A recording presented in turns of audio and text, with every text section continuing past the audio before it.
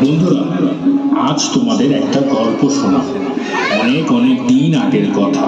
1971 সাল ঢাকা শহরে পিলখানা এলাকায় থাকতো একটি ছেলে।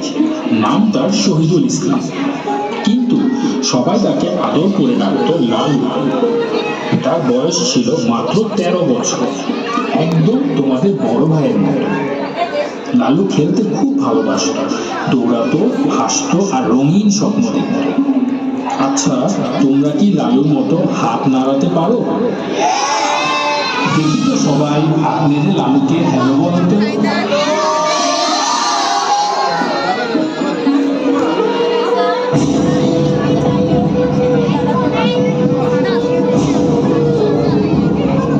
হঠাৎ একদিন লালুর হাসি বন্ধ হয়ে গেল। দুষ্টু পাকিস্তানি বাহিনী আমাদের সুন্দর দেশের উপর হামলা করে।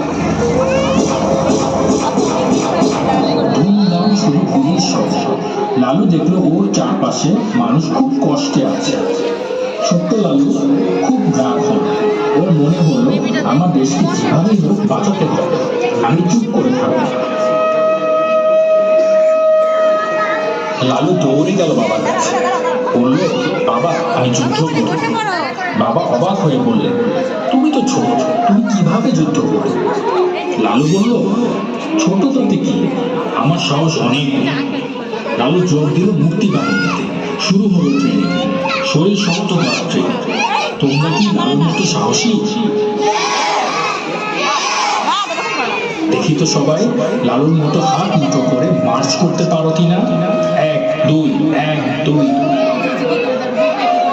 এক অন্ধকার রাতে লালু একটি স্পেশাল মিশনে গেল। পাকিস্তানিরা যেখানে ছিল সেখানে লালু নিঃশব্দে পৌঁছে গেল। হাতে তার গ্রেনেড। লালু একটুও ভয় পেল না। সে মনে মনে বলল, জয় বাংলা।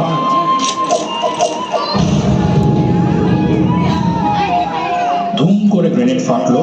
লালু আর তার দল মিলে শত্রুদের হারিয়ে দিল। ফুলকে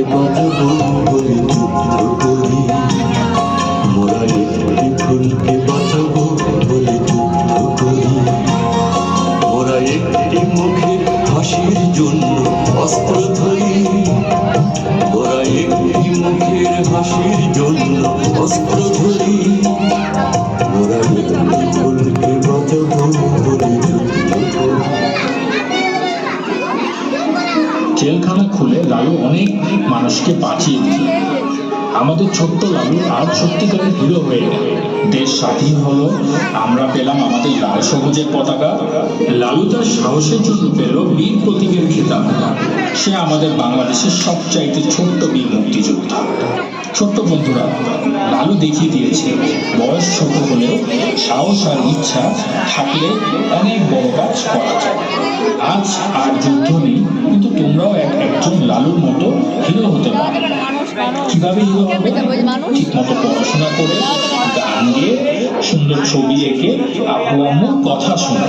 তোমার যা ট্যালেন্ট বা প্রতিভা আছে সেটা দিয়ে তুমি অনেক উপকার করতে পারো।